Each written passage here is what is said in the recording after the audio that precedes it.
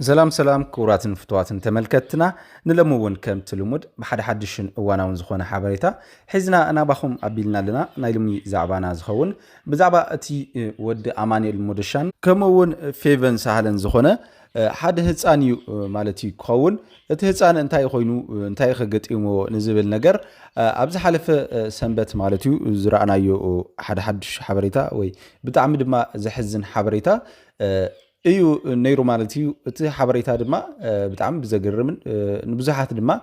سنباده زفطرن هصان دما عرسو كم زطف ايو اندات حبره صنيحو مالتيو ازي هصان ازي دما بمنتاي مخنيات هيوت كحلف كم زخاله انتاي خيو اغاطيمو انتاي عينت نجر تزغطمو ايو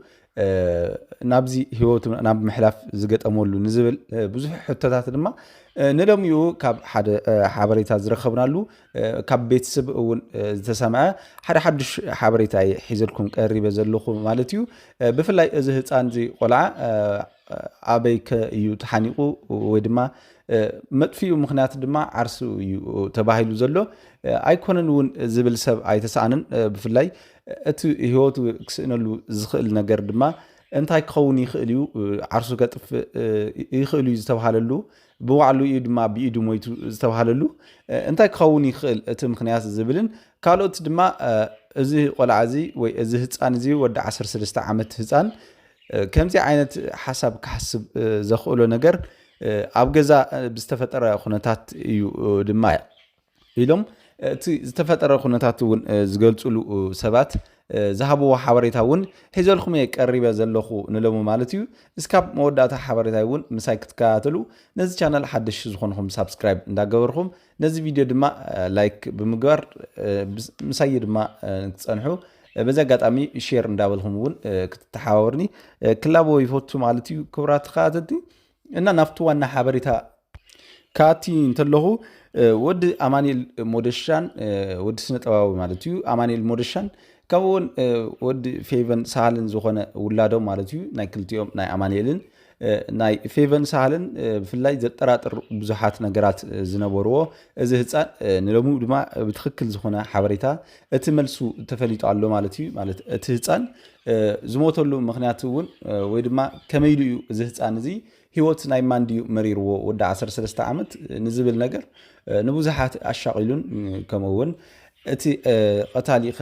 ብኸመይ ወይ እቲ አማውት ብኸመይ ክኾን ይኽእል ሰብደ ቀቲልዎ ይኸውን ይኽእል ወይ ድማ ናይ ገለ ተንኮሳታት ዶ ተተንኪሱ ዝቆላ አይኸውን እንዳተባለ ንብዙሓት አሻቂሉ እዩ ጸኒሑ ማለት እዩ ንሕዚ ግን እቲ ሓበሬታ እንታይ እዩ ተባሂል ዘሎ ፍላይ ካብ ቤተሰብን ካብ ካልኦትን ዝወሃብ ዘሎ ሓበሬታ እቲ ህፃን ከምቲ ትፈልጥዎ አዲኡ ፌቨን ሰሃለ ማለት እዩ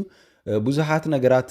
እንዳገበረት ጸኒሓያ ማለት እዩ ብፍላይ አሞንጎ ሓዳሮም እውን አሞንጎ አማኒኤል ሞደሻን አሞንጎ ናይ ፌቨን ሰሃልን ዝነበረ ናይ ሓዳር ጉዳይ እውን እንተኾነ ብጣዕሚ ናብ ዝጠራጥር ኩነታት አትዩ ምንባሩን ካብኡ ዝዘለለ ድማ እቲ ኣብ ዱባይ ብፍላይ ቅድሚ ሕጂ ለቂቃቶ ዝነበረት ወይ ሰዲዳቶ ዝነበረት አነ ከምዚ እንተዘይ ገይርኩም እንተዘይ መሊስኩሞ ፓስፖርተይን ከምኡውን خالي أحتي تزي مليس خمو أنا في بس على أيقونكون زي كلا قوية بفيديو غير اندابلت نبوزحات سوات تفرح نيرا نمن مخانم ولا أنت زي تفلته جن 7 درهم مثلا أنت زي تجاجي درهمي ناي دبي قرشي 7 ناي درهم قرشي ناي دبي اب እንዳምግቢ በሊዓ ከም ዘይኸፈለትዩ ዝሕበር ከምውን እንትኾነት ናብ ኤርትራውን ተመዲሳ ኣብ ኣስመራውን ብዙሓት ነገራት ተናጊራ ነይራያ ማለት እዩ እና እዚ ምክንያት እዚ እንታይ እዩ ሞምስ ወዲ አማኒኤል ሞደሻን ወዲ ፌቨን ሰሃለን ምስ ህፃን ሞቱ እንታይ ከራኽቦ ዘራኽቦ ወይ ድማ ኣለዎ እንታይ ኢልኩም ንደኣ እቲ ህፃን ኣብ ገዛውን ስኒት አይረክብን ማለት እዩ ካሊውን እንትኾነ አዲውን ኣብ ማሕበራዊ ሚድያ ወፅያ ናይ ኡምራ ሕሙምቲ አምሲላ ወይ ድማ ኮይና ዓበድ በድ እንዳበለት እቲ እትገብሮ ዝነበረት ማለት እቲ ትለቆ ዝነበረት ኣብ ቲክቶክ ይኹን ኣብ ኢንስታግራም ብጣዕሚ ማለት ዘሕፍር ስለዝኾነ ንገዛ እቲ ህፃን ድማ ወደ 13 ዓመት ማለት ከስተውዕል ዝኽእልን ከምኡ ድማ እቲ ዘሕፍርን ዘብሽቕን ነገር እውን ፈልዩ ዝፈልጥ ህፃን ምስቲ ምዃኑ ወዲ 13 ዓመት ነዚ ፈልዩ ናይ ምፍላጥ ተኽእሉ ዝለዓለ ስለ ዝኾነ እቲ ቆልዓ ድማ ብነብሱ ማለት ብተፈጥሮ ድሓን ዝበሃል ኣይኪው ወይ ድማ ኣተሓሳስባ ከም ዘለዎ ይፍለጥ ነይሩ እዩ ማለት እዩ ኣብ ማሕበራዊ ሚድያ እውን የቕርብዎ ስለ ዝነበሩ ልደቱ የኽብርሉ ናብ ሓደ ሓደ ውፅእ ኢልካ ሽርሽር ኣብ ዝግበረሉ እውን ሽርሽር ይገብሩ ስለ ዝነበሩ ብኡ ኣቢሎም እዮም ድማ እቲ ህፃን ክንደየናይ ፍቕርን ሓልዩቱን ተባሂብዎ ዝነበረ ኣብዚ ሕዚ ሰዓት ግን ኣድዩ ዓበድበድ እንዳበለት ኣቦኡ እውን እንተኾነ ኣብ ገዛ ዝውዕለሉ ሰዓት ውሑድ ክኸውን እንተሎ ካብዚ ዝዘለለ ናብ ሕማቕ ነገር ናይ ምሕሳብ ደረጃ ምብፅሑ እዩ ዝዝከር ዘሎ ማለት እዩ ፍቕሪ ለሚዱ ዝነበረ ሰብ ብሓንሳብ ክትፍለዮ እንተለኻ ወይ ድማ እቲ ዝነበሮ ፍቕሪ ክስእን እንተሎ ድማ ዝሕዝን እዩ ናብ ሕማቕ ደረጃ እዩ ዝኣቲ ማለት እዩ በዚ ኣቢሉ እውን ብዙሓት ቤተሰቡን ካልኦት ፈተውትን ተኸተልትን ፌቨንን ኣማኒኤል ሞደሻን ዝኾኑ ድማ ነዚ ሓበሬታታት እዚኦም እንዳመንጨዩ እንዳሃቡ ዝርከቡ ማለት እዩ ከመይ መስለኩም ብሓደ ገፁ ድማ ኣማኒኤል ሞደሻ ብፍል ኣብ ገዛ ጽቡቕ ኣቦ ከም ዝነበረን ከምኡ እውን እቲ ኣብ ህፃውንቱ ኣብ ደቁ ዝነበሮ ኣረኣያውን ዝለዓለ ምንባሩ ነቶም ቆልዑ እውን ክፍለዮም እንተሎ ኣዝዩ ከም ዝጎድኦም እዩ ዝዝረብ ዘሎ ኣማኒኤል ሞደሻ እውን እንተኾነ ምስ ፌቨን ሳሃለ ዝነበሮ ፍቕሪ ኣዝዩ ጥቡቕን ደስ በሃልን እዩ ነይሩ ኣብ ዝተፈላለዩ ናይ መርዖምን ከምኡውን ናይ ደቆም ልደት 2 ዓመት 1 ዓመትን ካልኦት እውን እንዳኽበሩ ንሪኦም ነርና ኢና ፌቨን ሳሃለ ድማ ጽቡቓት ዝኾኑ ኣከዳድና ባህላውን ዘመናውን ዝኾኑ ኣከዳድና ኣብ ማሕበራዊ ሚድያ እንዳፋለጠት ከምኡውን ኣብ ዕዳጋታት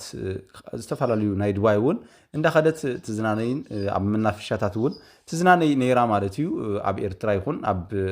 ዝተፈላለዩ ዋና ኣብ ኣዲስ ኣበባ እንተላ እውን ትዝናነይ ነይራ ማለት እዩ ሰይቲ ኣማኒኤል ሞደሻ ምዃና እውን ብዙሓት ሰባት ይሕጎስላ ነይሮም ማለት እዩ ብጣዕሚ ደስ ዝብል ጽምዶ እዩ ወይ ድማ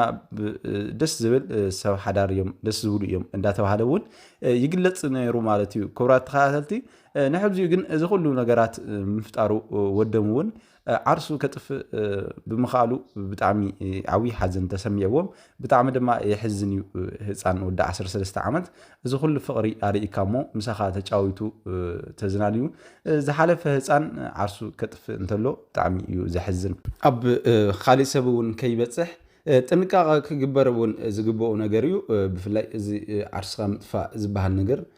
ወይ እዚ ማሕነቕትን ካልኦት ኣገደስቲ ዘይኮኑ መርዛማ ነገራት ብምስታይ ህፃውንቲ እንዳጠፍኡ ሂወቶም ኣብዚ ሕዚ ዘመን ማለት እዩ ልሙድ ዳርጋ እንዳኾነ እዩ ዝርከብ ዘሎ ካሊእ ግዜ እውን ፅቡቅ ግዜ ክመፀና ሰብ ኩሉ ተስፋ ኢና ካልእ እውን እንተኾነ ደቅና ፅቡቅ ኣልሚድና ንሓዳርና ክንብል ንህፃውንቲ ክንብል እውን ፅቡቅ ነገር ከምቲ ዘርአናዮ ክነቕፅሎ እዩ ዝግባና እንተገደደ እስካብ 20 ዓመቶም እስካብ 18 ዓመቶም ኣብ ዘሎ ኣዝዮም ኣብ ዝጥንክርሉ ልቦም ማለት እዩ እስካብኡ እንተገደደ ፅቡቅ ጌርና ክንዕብዮም ሞ ድሕሪኡ ናብ ስራሕ ዓለም ምስታፍ